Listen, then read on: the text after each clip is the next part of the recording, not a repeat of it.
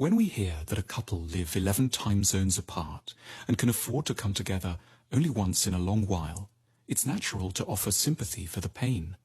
We should, more fairly, envy them for their luck. Whatever our longings may indicate, it's simply a lot easier to love when someone isn't there. Far from an unfortunate necessity, living apart should be recognized for what it truly is, an advantage. So much goes right when we live a long way away. Online or over the phone, we never assume that the other person should be able to read our minds without us ever having explained what's actually in them.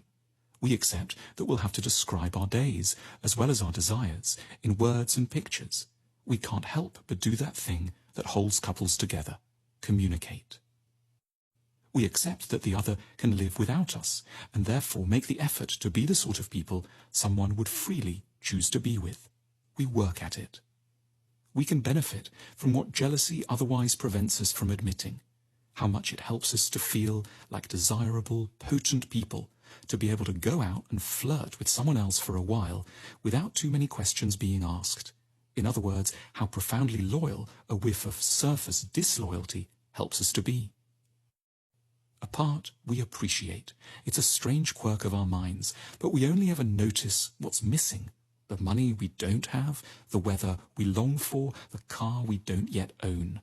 Yet once anything is securely in our possession, it disappears. We only see, in the sense of notice, what isn't there.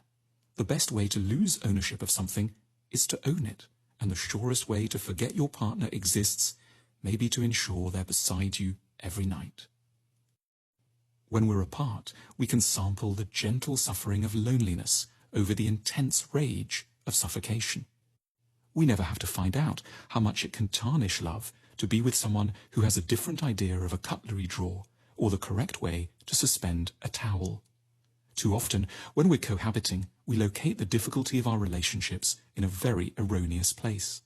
We think that it's the wrong person we've mistakenly got together with, rather than keeping in mind that we're with a pretty right person trying to do an exceptionally tricky thing: share a home.